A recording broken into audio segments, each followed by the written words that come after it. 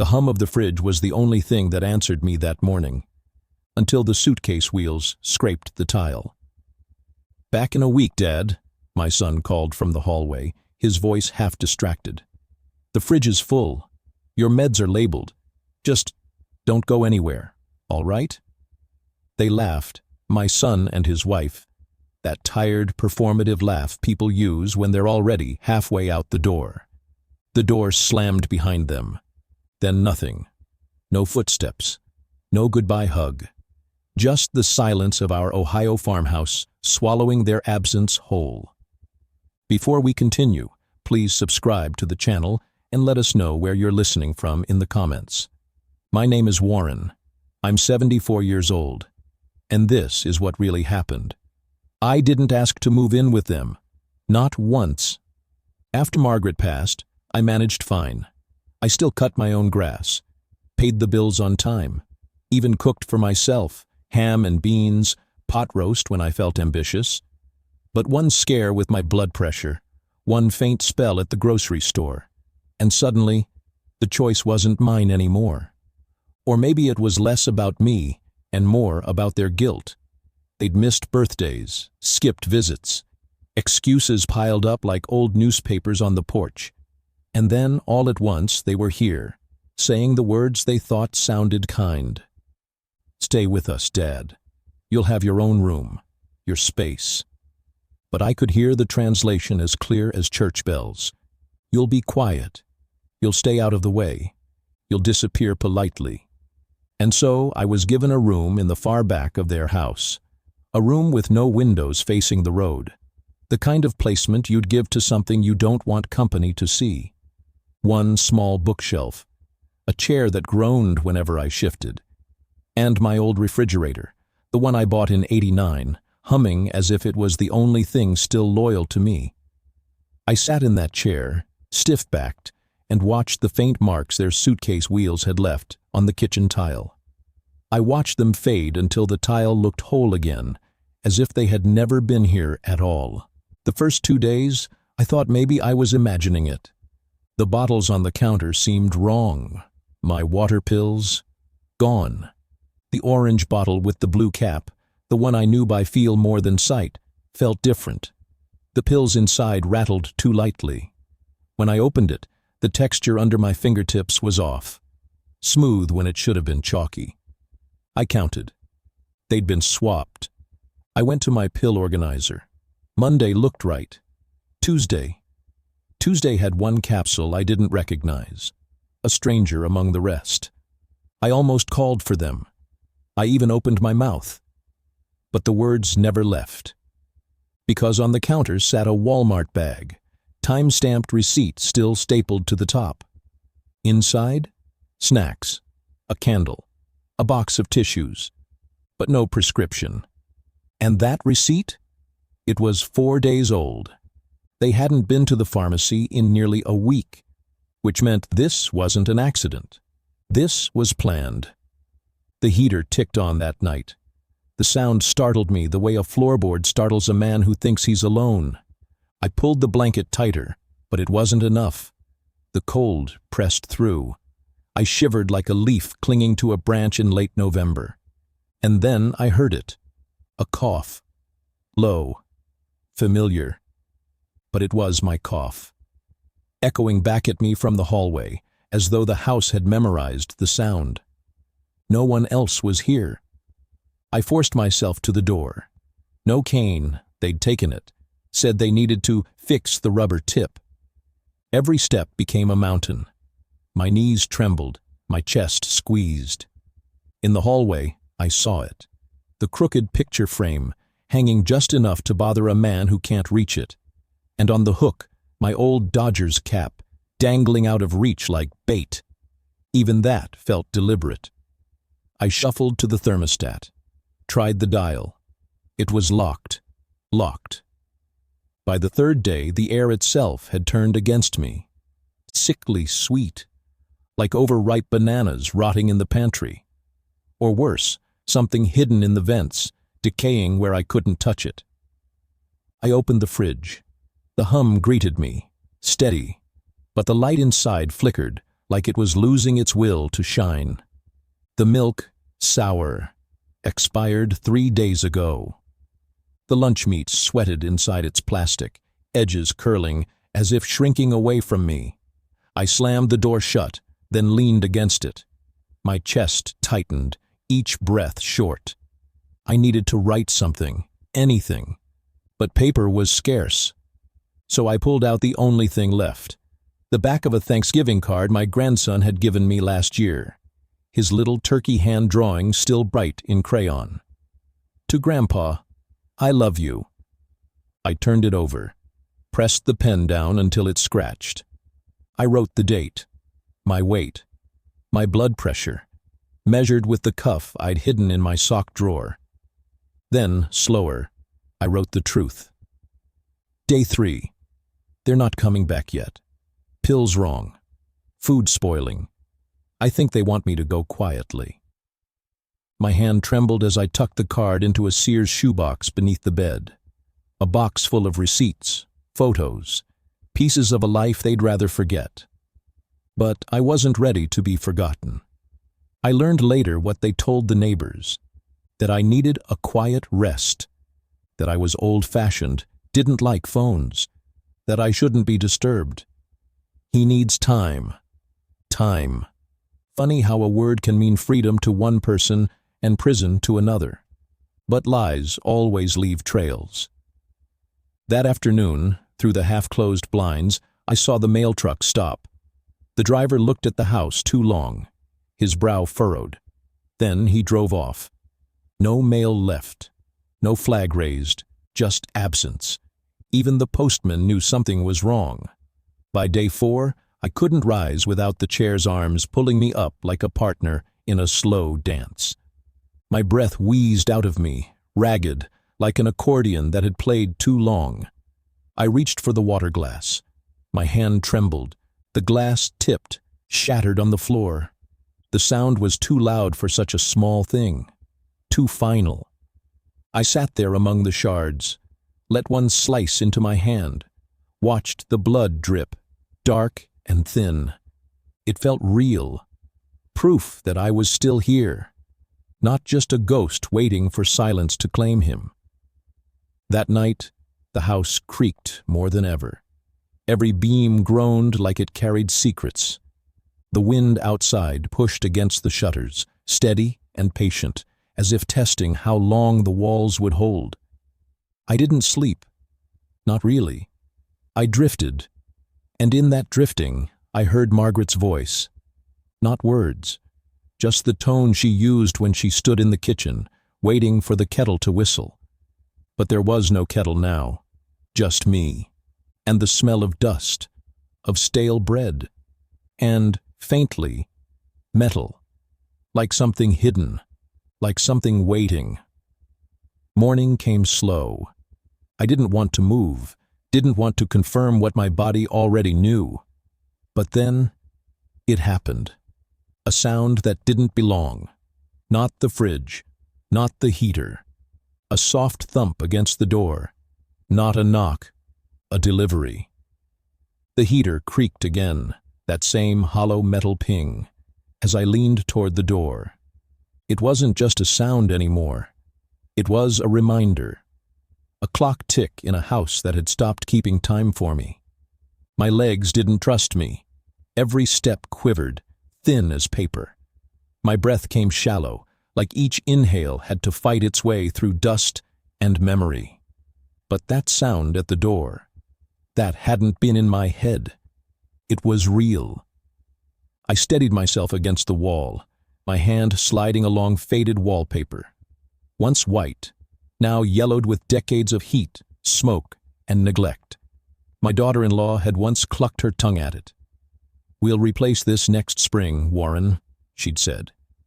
A promise filed away with all the others that never left her lips whole. The wall was cool, grounding. The floor beneath my soles, colder still. The chill soaked up through me, right into my bones. Either the heater never reached this end of the house, or it had been cut back deliberately. Probably both. I shuffled toward the door, my hand brushing the wood trim with every step. Each board creaked like a warning. My pulse raced faster than my body could handle, my chest tight. Then I saw it. A brown cardboard box sat on the mat. Corners dented. USPS label half peeled. No return address. Only my name. Warren G. Holloway. Typed. Not handwritten. That detail froze me in place. Typed meant intention. Someone had taken care to mask themselves. A neighbor would have scribbled. A friend would have written Dad or Grandpa. This was different. I bent, slow. My back protested, spasming sharp enough to draw a curse between my teeth. My fingertips brushed the surface. Warm. Sunlight had kissed it.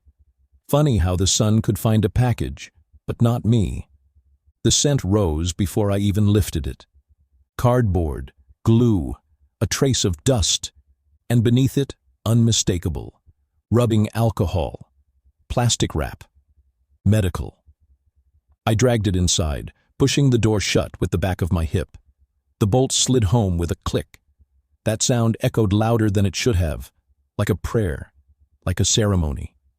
I set the box on the table. My hands shook as I tore the paper layers.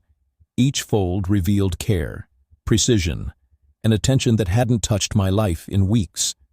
Inside, a clear plastic case, sealed, sterile, and inside that case, 3 vials, 1 orange, 1 red, 1 white. My stomach turned. I wasn't sure if it was dread or hope. A note was taped to the lid, typed, folded tight. I peeled it free, read it once, then again. Check your blood pressure now. Take the orange vial only if systolic is above 180. The others are for tomorrow. Keep this cold. You're not alone. There was no name. Just one more line, smaller, typed in stark black. She's not who she says she is. This is what they wanted. My throat locked, not with grief, with fear. This wasn't just a care package. This was a warning. Adrenaline lit me up from the inside. For the first time in days, my body moved like it remembered me. I stumbled to the dresser, yanked open the sock drawer, pushed aside the cuff I'd hidden, my one secret. I strapped it on, pumped the bulb, watched the numbers climb. Over 98. High. Dangerous. Too high. I opened the orange vial. The pill inside looked small, ordinary, but stamped on the side of the bottle was a pharmacy name, one I knew. Toledo, Ohio. The same pharmacy Margaret had used when the chemo stole her hair, but not her spirit. I trusted that memory more than I trusted the air in this house. I swallowed the pill dry. 15 minutes later, I felt it. A loosening behind my eyes. A small lift in my chest. Not a cure, but a reprieve. I sat back in the chair, hand pressed to my temple, and let the silence settle. Then my mind turned where it always does. Who sent this? How did they know? And more dangerous still, who else knew? That evening, the house exhaled its usual dread. The wind brushed the shutters, steady as a hand testing a locked door. The heater ticked, hiccuping warmth into a house that seemed to refuse it. I opened the plastic case again, and that's when I noticed it. Beneath the foam insert, tucked like a secret, was a second layer. A flash drive, black, slim, unlabeled. It lay in my palm like a coal, waiting to burn. In the closet sat my old laptop, wrapped in a blanket Margaret had crocheted in the 80s. I'd brought it here just in case. Nobody had touched it. They hadn't even realized it had a battery pack. My fingers trembled as I slid the drive in. The screen blinked. 5 files, 4 videos, 1 document. The videos were short, grainy, hallway footage, angled down from above the front door. They must have thought that camera was disabled. It wasn't. I clicked the first file. The date stamp. 5 days ago. My son, my daughter-in-law, standing on the porch, speaking low. The audio was faint, but the words, they cut. My son's voice, muffled but clear. The meds are already switched. I triple-checked. The old man's got maybe a week without them. Her voice, sharper, colder. Make sure the neighbors stay away. Say he's sleeping, sick, whatever. Just don't make it messy. Then they laughed. That laugh, the kind you never forget, because it doesn't belong to people who still see you as human. I didn't move for 5 minutes, just sat there, my eyes dry, my fingers numb on the keys. When I finally breathed again, it felt foreign. I clicked the last file, the document, a scanned notarized form. Revocation of durable power of attorney. Filed in Lucas County. Timestamp 3 days ago. My name, my signature. I didn't remember signing, but there it was. Stamped, filed, certified, filed against my daughter-in-law, filed on my behalf. I blinked until the words blurred. Someone had stepped in. Someone who knew more than I did. Someone who wasn't going to let me disappear. That night, I didn't write in a journal. Journals could be burned, shredded. I wrote on scraps, the backs of utility bills, grocery lists, anything that looked disposable. I shoved notes into socks, behind books, inside a cereal box. Found the drive, heard them admit to switching meds. Flash drive hidden under vent plate in bedroom closet. Contact lawyer. File LC-9745. POA reversed. Every scrap became a thread. If they tried to sweep me under a rug, they'd have to torch the whole floor. I fell asleep in the chair again, the orange vial still clutched in my palm. Morning dragged me awake. My bones ached like rusted hinges. At first, the house sounded the same. The hum, the creaks, the wind. Then a new sound. Faint, deliberate. A click. Not a knock, not a drop. The front door, unlocked. The latch wasn't subtle this time. Not like before. This one was deliberate. A slow grind of metal. Purposeful. As if whoever was turning the handle wanted me to hear it. I froze. My breath locked shallow in my chest. I didn't even dare to blink. The front door creaked open, just wide enough for the cold air to seep in. A shuffle of boots pressed against the mat. A pause. No voice, no jangling of keys. Just weight, the sound of a body leaning into silence. I counted. 7, 8, 9. The seconds stretched long, each one pressing heavier against my chest. Then, the door shut again. The latch caught. The air settled. But the parcel stayed. I listened harder, waited. Retreating steps. Gravel crunching faintly beneath tires. Then, the cough of an ignition. Twice like an old smoker clearing his throat. The engine caught. Faded down the road. Only then did I move. There it was. Another box. This one heavier. The cardboard edges cut with USPS tape, pulled so tight it wrinkled the surface. A red sticker on the side glared back at me in block print. Temperature sensitive. Open immediately. My hands trembled as I pulled it inside. The cold clung to the cardboard, lingering like static on my palms. I knelt on the mat. My heartbeat thumped in my ears. This wasn't medical. Not at first glance. On top sat a flash of color. A printed sheet, the kind that looked torn from a fax machine. The paper smelled faintly of toner and old glue. I unfolded it. The letterhead stamped at the top read, Law Offices of Marin and DuPont, Lucas County, Ohio. The date, yesterday. I kept reading. Mr. Holloway, This package includes copies of all documents filed on your behalf over the past 7 days, including revocation of prior powers of attorney, notarized affidavits, and emergency filings under Ohio Statute, Section 1337.36, Elder Abuse Protection. We have also included audio transcriptions from your property's hallway security system. These recordings have been certified by a third-party chain of custody service and are admissible under state and federal law.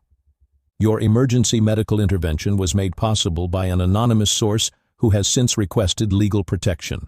You are under no obligation to contact them, but we recommend reviewing all enclosed materials immediately. At the bottom, one more line, not typed, handwritten. Ink pressed hard, the strokes almost tearing the page. They thought you wouldn't last the weekend. Let them see what resilience looks like. No name, but the signature, barely legible, scratched like someone in a rush. I knew that hand. Michael, my wife's cousin, a retired prosecutor. We hadn't spoken in years, not since Margaret's funeral. Yet here he was, stepping into the silence my own children had left me in. Inside the box were 2 folders, one red, one cream. The red one bore a tamper sticker, the kind used on evidence bags. My fingers shook as I peeled it back. Inside, a memory stick, sleek, newer than the last. And beneath it, a notarized letter sealed in plastic. I unfolded it slow. My name, their names, the date and time they left town. A list, my prescriptions, everyone that had been removed, photographs attached. Each image showed a bottle, my name printed on the label, a timestamp burned into the bottom corner. But the pills inside? Wrong. The shape, the dosage, the color, all off. Someone had taken the time to replace them with lookalikes, close enough for a casual glance. But I wasn't casual. I was a factory foreman for 31 years. I knew the difference between a safe switch and a dangerous one, and I never trusted close enough. I moved to the cream folder. 5 pages, printed screenshots, Facebook messages, private threads, my daughter-in-law's name at the top. The other user? Someone named Mara Blake. I didn't know her, but I read every line. Daughter-in-law. He's on borrowed time. You know how old men are. They just fall off. Mara. You sure it'll look natural? Daughter-in-law. He's on blood thinners, and the fridge is near empty. Even if he calls 911, no one believes a senile man anyway. Mara. And the house? Daughter-in-law. Ours by spring. Trust me. He won't contest what he doesn't understand. The timestamps told the rest. 5 days before they left town. I stood by the kitchen window, the folder heavy in my hands, my eyes burning like fire pressed behind glass. Outside, snow had begun to fall, software clean, each flake settling like silence across the yard. But inside me, something else. Not rage, not yet. Clarity. They didn't think I'd make it to the weekend, but now I had proof. Folders, files, their own words, and someone out there who knew. I loaded the second flash drive. It held only one file, a video, black and white, distorted, but clear enough. The pantry. My daughter-in-law crouching low, slipping a pill bottle from her coat into the shadows, then replacing it with another. Same size, same label. She turned, her face half lit, eyes focused on the shelf, not once lifting to see the camera. The timestamp blinked at the bottom. There it was. Her mistake, because she thought the pantry cam was dead. But I had rerouted the wire last month, fixed it myself when the pantry light flickered. Quiet. Without a word. She never asked. She never thought to. And that ignorance would cost her. That night, sleep came in fragments, thin, broken pieces. I sat in the chair with the folders spread across my lap. Every hour I reviewed them, made lists. On one side, what they had done. On the other, what I had. And beside each entry, I wrote a name. My son, my daughter-in-law, this Mara. I underlined her name twice. Then I wrote 2 more words. County clerk. Because I'd learned one thing in my years at the plant. People get bold when no one's watching. But print their names on official filings? Their silence shatters. At 5:42 a.m., the heater clicked back on. But this time, I didn't shiver. Because by then, I had already sealed everything into an envelope. Thick, heavy, black Sharpie cutting bold across the front. Holloway, elder exploitation evidence, certified copy enclosed. I placed it by the front door. And next to it, one of the expired pill bottles. Cap open, empty. A warning. Then I turned on every light in the house. The bulbs hummed alive. The shadows pulled back. And I sat, waiting, for the next knock. The knock came just before noon. 3 slow raps. A pause. Then 2 quick ones. It wasn't them. That rhythm told me everything. They'd never bothered with formality. My son would slam the door with his shoulder and call out before he was even inside. My daughter-in-law would rattle her keys like a warning. This question mark. This was deliberate. That's how I knew. I stood, my knees stiff but steady. The envelope in my hand, already waiting. My arm braced against the door frame, my face set like stone. When I opened the door, a man stood there. Mid-40s, suit that didn't quite belong on his frame, shoulders too tight, sleeves a little long. The kind of suit worn by someone who buys it for duty, not vanity. His hair was clipped short, his jaw clean-shaven, and on his belt, a badge. "Mr. Holloway?" he asked. His voice was calm, not hurried, the kind of tone you use when you've done this too many times. I nodded. Once. "Darren Elson," he continued. "Lucas County Adult Protective Services. You filed this?" He held up the envelope. Not the one I clutched in my hand, the other. The second copy I'd mailed overnight, by USPS Express. I motioned him inside. The moment the door shut, the air shifted. Heavier. Like the house knew it was no longer holding secrets alone. I showed him everything. The folders, the flash drives, the screenshots of messages, the pill bottles with their tampered contents, the pharmacy stamps that proved substitution. I laid it all out, like a man stacking cards for a house no one believed he could build. Darren didn't interrupt. He didn't fill the silence with pity or doubt. He just listened. Pen moving across a notepad. From time to time he leaned forward, snapping a quick photo of the vials with his phone, the click of the camera loud against the hush of the kitchen. Finally, he asked, "Was anyone else aware of your medical condition when this change happened?" I gave him names. My son, my daughter-in-law, and then Mara Blake. He paused at that one. Just a flicker. But I saw it. The slight tightening at his jaw, the pen hesitating over the paper. "You recognize the name?" I asked. His eyes met mine, professional, guarded. "Let's just say, you're not the first to mention her in one of these cases." The words sank in like lead. Not the first. How many others had there been? By late afternoon, Darren had filed an emergency order with the Lucas County clerk. He let me read it. My own name at the top of the page. Bold. Real. Beneath it, in sharp black type, "Emergency Petition for Protection of Vulnerable Adult under Statute. Section 5101.6. 0. The language was precise, cold. But in that coldness was power. declaration of medical tampering, intent to defraud, neglect resulting in potential fatal outcome, and at the bottom, a box marked with an X.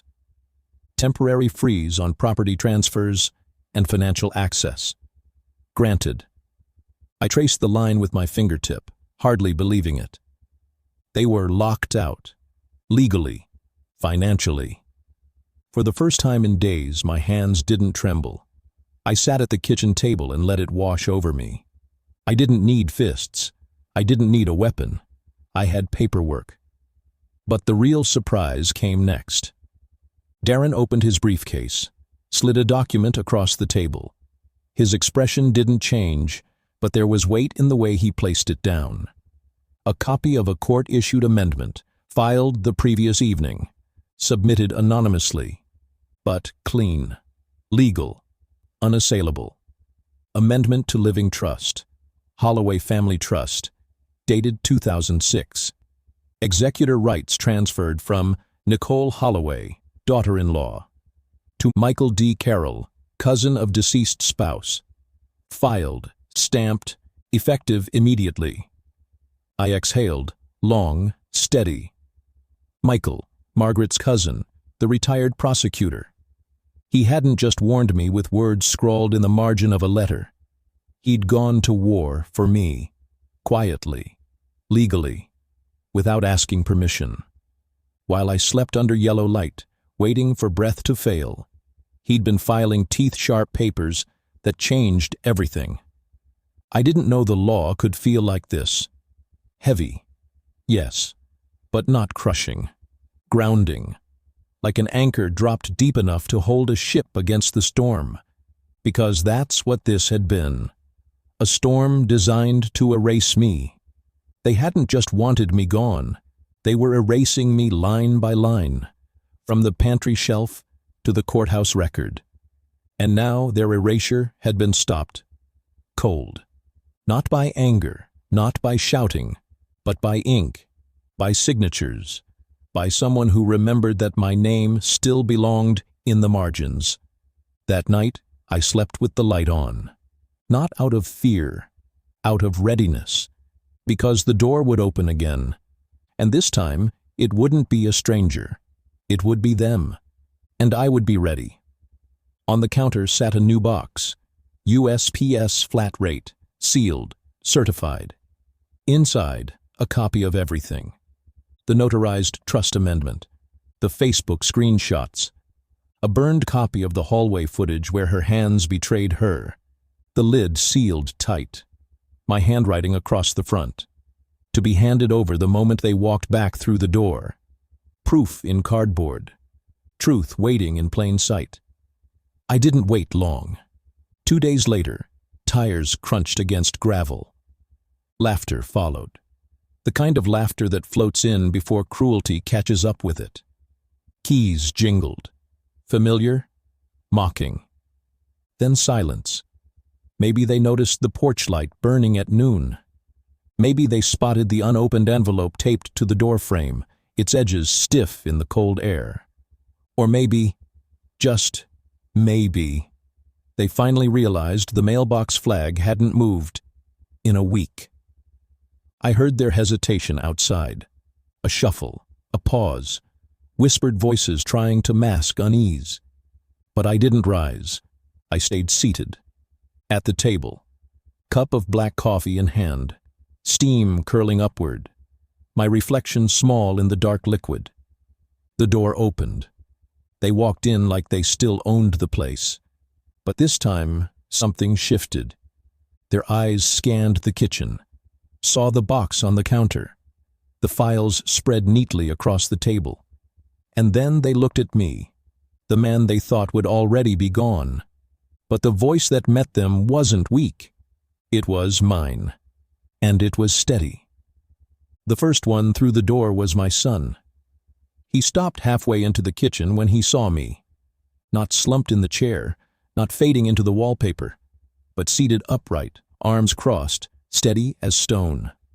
Beside me on the counter rested a flat-rate USPS box, its edges sharp, its tape neat. He blinked. Once. twice. Like the room didn't make sense anymore. Behind him, Nicole stepped in slower. Sunglasses still on, though no sun followed her inside. Her lips bent into that frozen smile I knew too well. The same one she'd used at funerals, polite on the surface but already impatient underneath. "Hey, Dad," my son said, his voice careful. Too careful. "We're back early. Flight got moved." I didn't move, didn't nod, didn't smile, not until they were both fully inside, until the doors swung shut behind them, locking the world out again, until Nicole's hand brushed against the box like it might already belong to her. "It's for you," I said, my voice carried even. Level. "Go ahead." I labeled it special. Her hand stilled. She hesitated. He looked at her. She looked at him. A silent question passing between them. Then he stepped forward, picked up the box, peeled back the tape. The silence that followed wasn't empty. It was alive, laced with the sharp inhale of realization, with the sound of papers shifting like guilt laid bare on a table, with the faint, almost imperceptible click as Nicole's jaw tightened hard enough to ache. Because there, inside, was everything. The revocation notice, the Facebook messages, the pill bottle photos, the video transcript, the trust amendment, her name crossed out in bold black ink. Nicole's voice cracked the stillness. "Where'd you get this?" she asked, quiet. I raised one eyebrow. "Which part?" My son sat down slowly, his shoulders hunched as though the papers weighed more than steel. His eyes darted back and forth across the pages, searching for some flaw, some loophole that would undo the truth staring back at him. Nicole stayed standing, arms folded, sunglasses pushed up now. But there was no apology in her eyes, no remorse. "You had someone dig, didn't you?" she said, her words sharp, her tone deflecting. I leaned forward, letting my gaze hold hers until she looked away. "No," I said. My voice was calm, clear. "Someone watched. Because you two got too comfortable being cruel." Her lips parted, maybe to throw back a clever line, maybe to excuse, but nothing came. The silence won. "I filed a report," I said then, my words precise, heavy.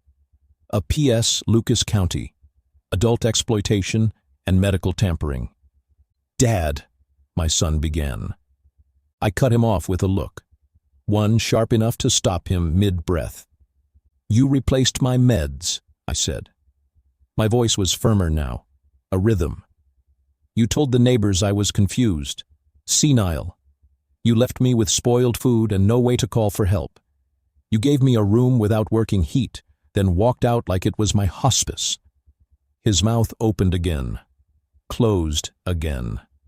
The shame in his eyes was the first honest thing I'd seen in weeks. Nicole shifted her weight, glanced toward the door.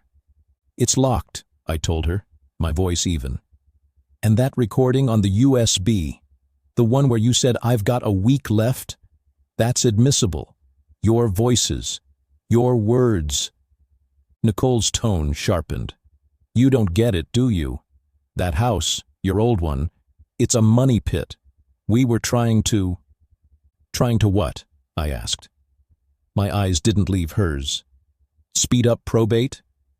Her face flickered, just a flash. But it was enough. My son finally spoke again, his voice thin, cracked. "Dad, we panicked. We thought you'd fall and—" "Then why tamper with the medicine?" I asked, leaning forward. "Tell me that." The words froze him in place. He had no answer, none that mattered. Just silence. And that silence, at least, was honest. I reached into the folder and pulled out the trust amendment, held it high enough for both to see. "This is notarized," I said, "filed, executed, and it removes both of you from any legal control over my estate, my care, or my home." Nicole muttered low, venom hiding behind her tongue. "You'll regret this." I almost smiled. I already regretted trusting you. After that, they said nothing. Not a defense. Not a plea. Not even the half-hearted apologies children usually carry as currency when they want their parents' silence. Nothing. So I gave them what words remained. "You're both being served," I said. My voice steady, slow, deliberate. "APS has a case open. There's a freeze on the property and on the bank accounts you tried to consolidate. You'll find out the rest soon." I walked to the counter, picked up the second copy of the file, held it out. "I suggest you read every page," I added, because I did. Nicole's arms stayed folded tight, her eyes narrow, unyielding. She didn't take it. My son did, and when the folder touched his hands, I saw it. The tremor. Not in mine this time, in his. His hands shook. For once, it wasn't me. They left without another word. No slamming door. No shouted denial. No final insult tossed over a shoulder. Just quiet footsteps. And then nothing. They faded like fog when sunlight finally returns. Later that week, Darren from APS came by again. His tie was crooked, his briefcase heavier, but there was something lighter in his eyes. He brought updates. Nicole and my son were being formally investigated. The paperwork trail was strong, the audio files clean, the messages undeniable. And Mara Blake? She'd lawyered up. Her name had already surfaced in similar cases. 2 other counties. 2 other elders who hadn't made it as far as I had. Justice was still slow, but it had started moving. Michael, bless him, never once called for thanks. Never asked for recognition. Instead, he mailed me a postcard. A simple one. The skyline of Cleveland printed across it. And on the back, 5 words in his familiar script. "Still got your back," like Margaret would have wanted. I pinned it to the fridge, right next to my grandson's turkey hand, the crayon colors still bright, still loud, still honest. The house feels warmer now, not because the heater works any better, not because the rooms have changed, but because I have. Because the silence that once felt like a coffin now feels like space. Space I've claimed back. I bought a fireproof safe, bolted it to the floor. Inside, every folder, every affidavit, every screenshot. I installed a new camera above the pantry. This one with cloud backup. No rerouted wires. No easy switch. And then I finished the note I'd been writing since the first box arrived. I signed it, dated it, folded it neat, slid it into the old Sears shoebox under the bed. Not because I think I'll need it, but because if the day comes when my voice can't carry, my words still will. Some people try to bury you in silence, but silence can be documented. And truth can be notarized. Want more stories like this? Like, subscribe, and let's talk in the comments.